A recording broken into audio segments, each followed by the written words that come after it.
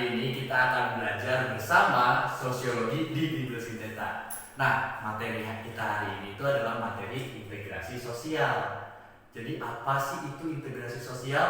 Nah, integrasi sosial itu dalam Kamus Besar Bahasa Indonesia diartikan sebagai kesatuan yang utuh. Sedangkan menurut definisi lain dari masyarakat adalah suatu pembauran antar anggota masyarakat sehingga perbedaan-perbedaan identitas yang ada tidak nampak.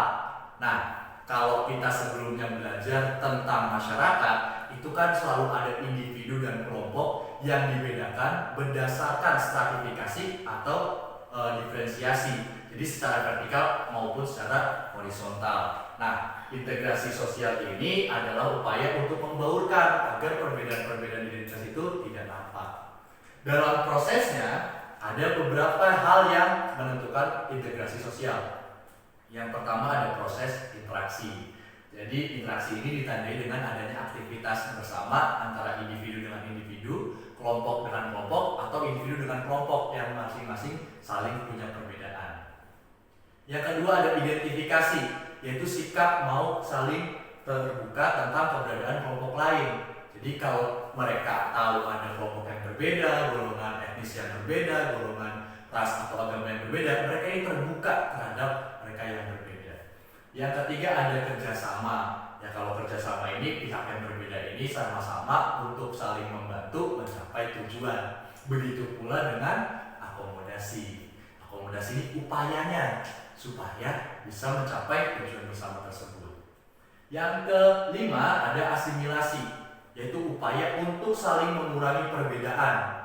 Jadi walaupun mereka saling berbeda, bukannya ditambah-tambahin alasan-alasan berbedanya, tapi malah berusaha untuk semakin dikurangi.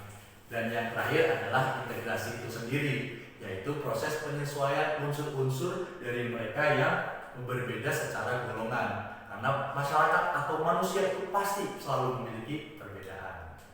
Nah, kita lanjut kepada materi selanjutnya, yaitu syarat-syarat dari integrasi sosial.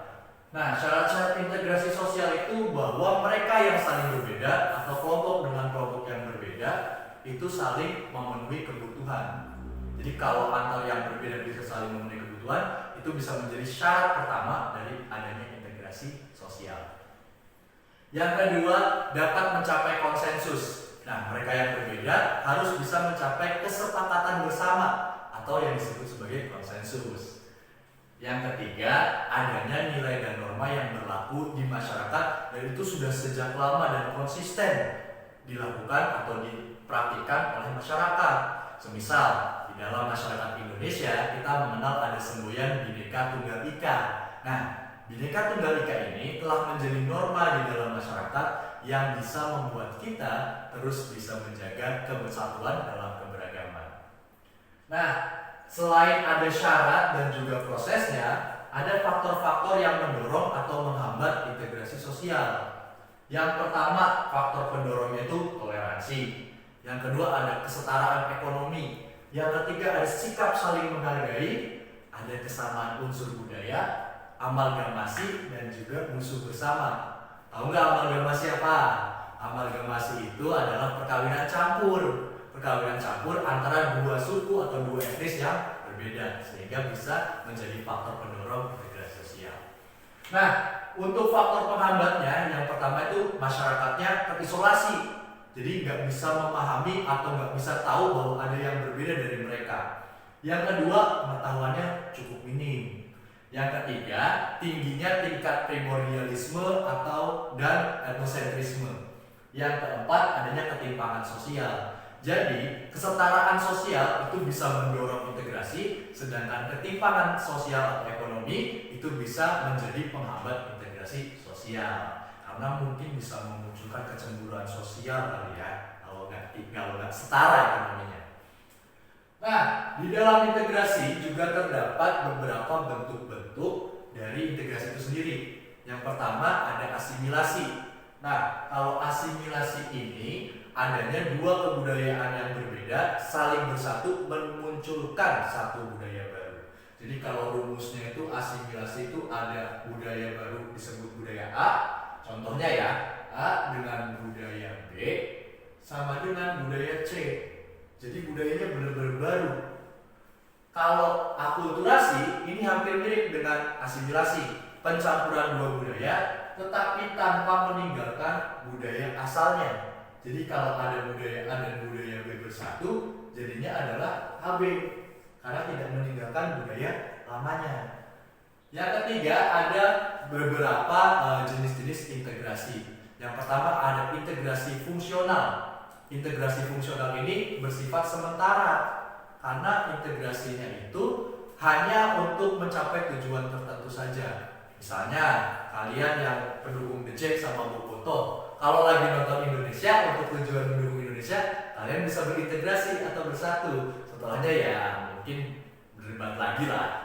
Nah, yang kedua ada integrasi normatif karena memang ada norma-norma yang mengatur untuk bisa bersatu. Yang ketiga ada koersif berdasarkan paksaan. Jadi kalau ada yang memaksa, khususnya pemerintah memaksa, bisa itu memastikan adanya integrasi sosial. Nah, selain integrasi kita mengenal adanya disintegrasi atau perpecahan.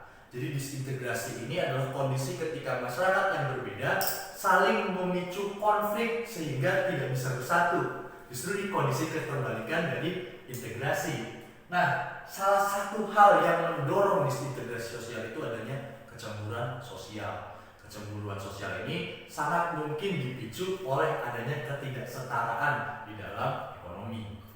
Nah, selain itu ada juga proses reintegrasi. Jadi ketika udah disintegrasi, coba untuk diintegrasikan ulang. Tujuannya apa? Untuk mencapai kohesi sosial atau kesatuan di masyarakat. Nah, itulah teman-teman, kita tuh dalam mempelajari ilmu sosial, kita juga mempelajari tentang masyarakat kita. Kita tentu berharap masyarakat kita itu bisa bersatu tanpa adanya perpecahan hanya karena perbedaan. Terima kasih, sekian dari saya. Sampai jumpa di pertemuan selanjutnya. Dadah!